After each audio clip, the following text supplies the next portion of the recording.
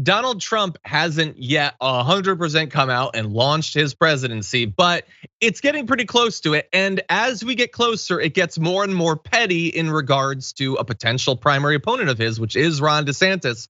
Apparently in recent months, he's been telling confidants that he may launch his campaign early, that we've known, but that now we've learned he's considering launching it in Florida, specifically to stick it to Governor Ron DeSantis.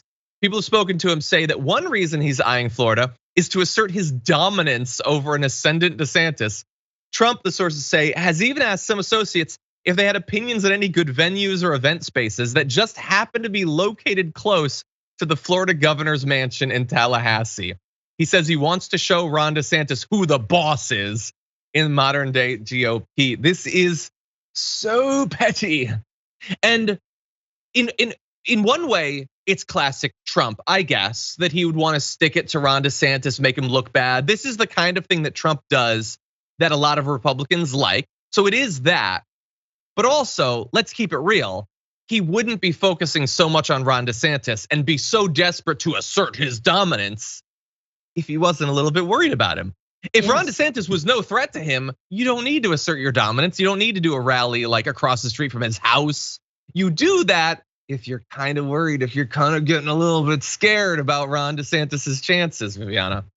Well, he still wants to pretend he's still the president of the United States. So anybody who's going to challenge him, even if he doesn't feel like he could beat him, he doesn't like. He wants them to all kowtow to him still. He wants them to. He wants to be, the head honcho. It's just Trump's ego is enormous, and so is DeSantis's. But he, like you were saying, he knows that little political maneuvering a little bit better than Trump, and he's in the swamp and he lives there and he knows it well. Yeah. So I think we are in trouble either way, but frankly, I think DeSantis is more dangerous in the sense that he could get some more backdoor dealings done, where Trump is just diarrhea mouth and says things that get him in trouble all the time, and he's not effective. I mean, he doesn't read his briefings. I mean, DeSantis probably will read the briefings. That's all I'm saying.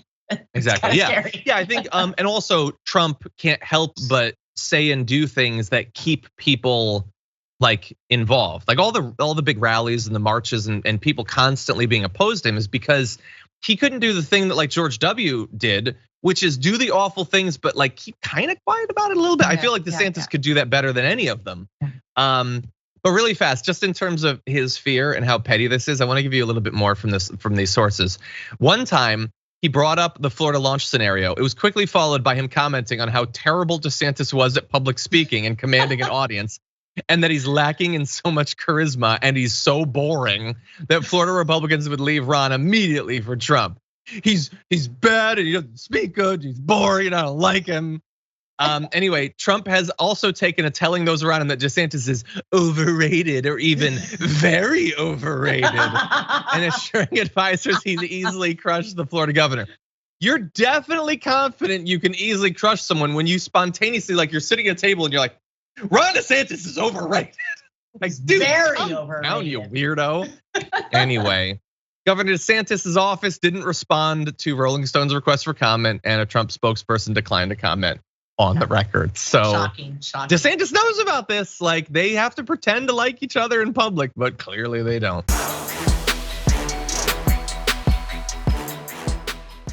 For more political news, breakdowns, interviews, stories of activism, and me trying my hardest to care about the occasional big celebrity news story, subscribe to our YouTube channel at youtube.com/The Damage Report. And you can ring the bell wherever it is so you don't miss anything.